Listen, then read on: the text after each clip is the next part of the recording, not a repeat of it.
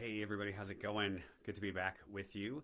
You know, a lot of you who might be familiar with the work that I do or part of the group that I have here is that I talk a lot about spiritual practice, about contemplative practice, and about how important a daily practice of contemplative prayer or meditation is. This is the foundation of everything I do, both personally and professionally, and it's what I coach others to do. But like all of you, I am always in my work, I'm always learning, I'm always being challenged. And sometimes that means, like everybody else, I can get a little maybe narrow in my vision or kind of what I keep talking about and overly focused on just the practice itself. And something that I came across recently that I read actually kind of challenged me to think a little bit deeper about what it is that I'm doing as I apply it to myself, but also as I work with clients and others of you that I might speak with or talk to on a regular basis. And this quote came from Richard Hodges. He is a Judo master in the Judo tradition, which I don't claim to know a whole lot about, but I found a lot of wisdom. And here's the quote. He says, "A wise teacher once told me that what is of value is never the habits and skills acquired from practice, but the understanding that results from consciously undertaking struggles." That just brought me up short, and I'm going to read it again. "A wise teacher once told me that what is of value is never the habits and skills acquired from practice, but the understanding that results from consciously undertaking struggles." Now, I have to say, this was like one of those moments of like, yeah, it kind of was like my own teaching being thrown back at me a little bit. And what it reminds me of is that, yes, of course, the practice is important. He is talking about Judo, which he explained in this article, is literally or kind of loosely translated as the way of yielding or the way of gentleness or softness, which I hadn't quite heard that before, the actual Japanese meaning of the word. So for him, he's talking about his practice of Judo. I apply this to my own contemplative prayer of centering prayer and meditation and what I teach people. And it's not that the practice isn't important, but it reminds all of us that the practice itself isn't the main point, right? The point of being a meditator is not to be a meditator. It's to engage in a process or a transformation that allows us to show up in life with greater freedom. The point is to show up in our daily lives bearing the fruits of your own inner work and transformation so that you mirror that transformation for the good out into the world. Yes, it's for your own good. It's also for the good of the people you love and that you care about, that you work with, or that you lead. Ultimately, it's for the good of your community and for the good of everyone. And so the practice just becomes the point that we come back to remind us that that's what we're here to do. But the practice itself isn't always the point. And the point being consciously undertaking struggles. That's difficult. And that's what I want to talk about is what can happen when we really engage in this process of centering for wisdom. When we can consciously engage and undertake the struggles that life gives us without shrinking, without becoming afraid or giving up, that's where our wisdom that's gained through the practice and maybe study and working with others, with a teacher, something like that, that's where that wisdom becomes practical or practical wisdom, as we like to talk about it. So the goal isn't to withdraw into a safe, controlled world where everything is predictable. That's impossible, and it's actually kind of a fantasy. It can become a hiding place, this image of like, oh, I'll keep doing this, and then someday I'll be perfect, and I won't have to deal with life struggles. But that's not the goal. That is not the goal.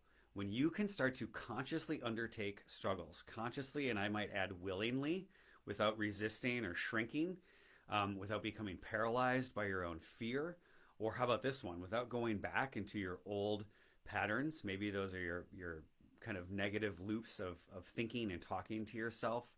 Maybe it's more destructive patterns like addictive behaviors, right? Those all are there that as kind of the old neural pathways that we can fall back into. But if you can stay in the middle of a struggle that's bringing up the fear, that's bringing up the desire to go back into those old patterns, but really stay present and consciously undertake the struggle so that you can learn from it and grow and transform and know that that's going to bring you more compassion, more power to lead, more vision into what you're doing, then you really know that the fruits of your practice are paying off in daily life. Now, what does this look like on a practical level?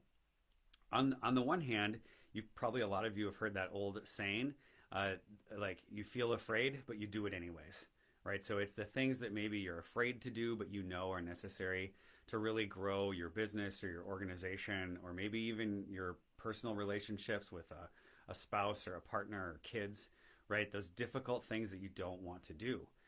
It can really often look like, you have your peaceful moment of your sitting practice, and that may or may not feel kind of good or blissed out, because even that ebbs and flows. But then you take the fruits of that practice, the inner detachment that you've cultivated by learning to observe your thoughts and your emotions and let them go. And then you bring that centered space into difficult but honest conversations that you might have to have with colleagues, or with a partner or a spouse, or with your kids. It looks like having the courage to be honest with yourself. Are you really taking the right risks that you need to do? Or are you falling back into those old patterns, those old habits? On the flip side, it also looks like not becoming overly rigid, even with your commitment to a spiritual practice. That is, if you already have one. If you don't already have one, then I really want to talk with you even more, which I'll post something for that in a second. In centering prayer meditation, we're very conscious in our teaching about we don't talk about rules. Instead, we talk about guidelines. We use the language of guidelines, that is drawn from the wisdom of the tradition that has developed of practice over time. So those guidelines are there to guide us in the practice, and to give the practice itself, the daily centering prayer or meditation, enough shape and structure so that it becomes easy to do every day, but not so rigid that it becomes like a have to or another item on your to-do list. I was just talking with a client recently, and one of the guidelines is to practice for 20 to 30 minutes 2 times a day. And he was talking about how he was starting to get into this space of like, it's just becoming another thing on my to-do list. And so we had to listen to that wisdom and not become rigid and say, well, as the coach, I could have been like, well, you have to do it that way. But instead it was, okay, what feels like something that is going to be good and centering for you? And then we kind of, right, still sticking with the practice and the guidelines, but made it fit with his life. That's my goal. We're all busy contemplatives, right, as the name of our group. And we're all overwhelmed with different things. So how do we fit that in as that still point to come back to? We also teach that the experience that you have during the actual meditation period is completely irrelevant. Let me say that again, not just like unimportant, I mean completely irrelevant, totally detached from whether it feels good or bad when you're doing your practice. What is relevant is showing up to your practice and to daily life by saying yes to everything. And of course, yeah, you might be listening to me right now and being like, yeah, that sounds so great. I want to say yes to everything in life.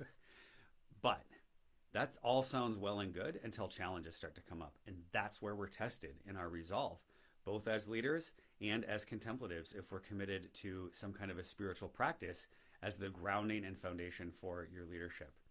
And that's where the heart of this transformative process takes us. It's going to take you to the very limits of your excuses, your fears, your ego's desires, the small self, your insecurities, and even your limiting beliefs. Those might be limiting beliefs about God or a higher power, limiting beliefs about yourself, limiting beliefs about the world or about other people.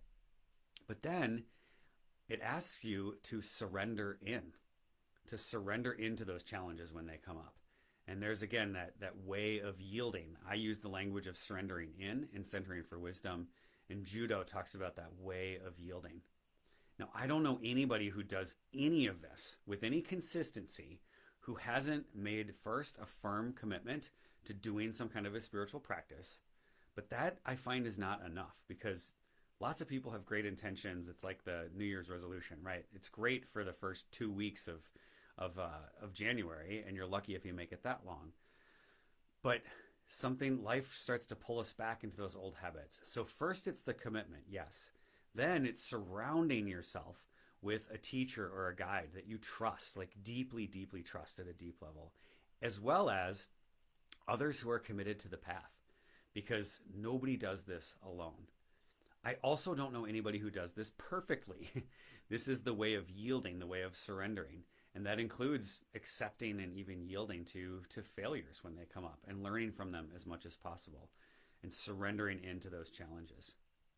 Now, the paradox here you find in the contemplative life is full of paradoxes. The paradox in what I'm talking about here is that this willingness to say yes and to accept life on life's terms actually opens up access to powers that are kind of dormant within your will, within your heart, within your mind right now. First, it opens up the possibility of healing from the wounds that we've gotten from just being human. I always love to repeat what my client Tony said. She said, I discovered the person that God created within me before life left its marks by doing this centering for wisdom practice.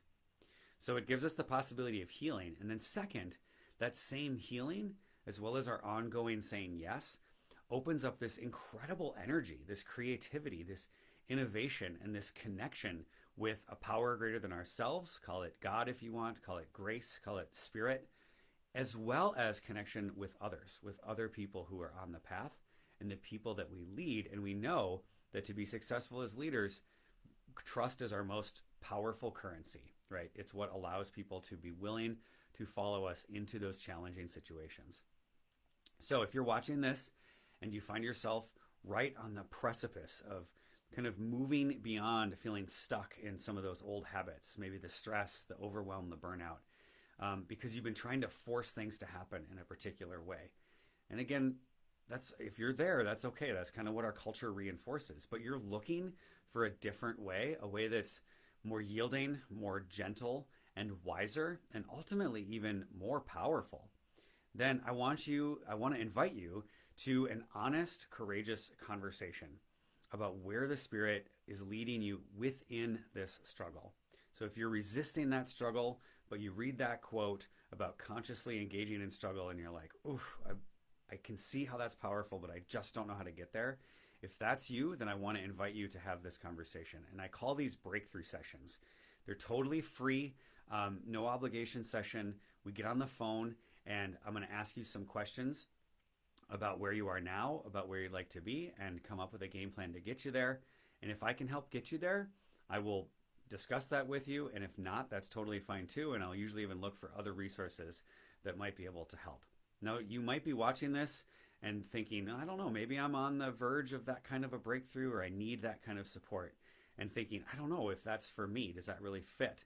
And what I want to say is to trust your body, trust your experience, trust the thoughts and the doubts and the tensions that are coming up, because you probably are going to have this deeply embodied intuitive sense that something more is struggling to be born or released through you. But there's fear or something kind of blocking that. But that what you feel and know is that your particular experiences, maybe it's both the good and the bad, the struggles and the wins you've had, the skill set, the graduate degrees, the building of businesses and organizations that you have, that all of that is being pulled towards something bigger than yourself. So I've got a proven system that I've worked hundreds of people on these breakthrough sessions to help get that clarity. And like I said, totally free session where I'll help you get that clarity, show you what the next steps are. And if I can help you get there, I'll discuss that. And if not, totally fine, and send you on your way with some resources. So the only way to find out for sure if you're feeling that inkling and to access all of that deeper power that wants to be expressed through you in whatever your current struggles are is to surrender into it, right, and take action. If you don't take action, you end up like most people out there who might feel this tug.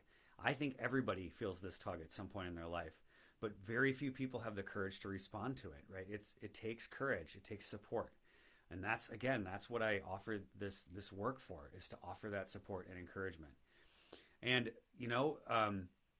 I don't want you to kind of wake up one day and wonder, like, what bigger good could I have unleashed into the world that if I had just had the courage to listen to that call, to get some help and some community and support and say yes and embrace that unknown adventure. That to me is where life is really fun, and that's the work that I love to do with you and with others.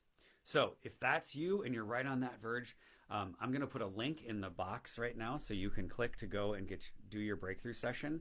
This is at thomasjbushlack.com/apply. So again, it's thomasjbushlack.com/apply. And go ahead and click that link right now, and we'll sign up for a breakthrough session in the next 24 to 48 hours that's going to work for you. All right, I'm going to close with that quote from Richard Hodges again.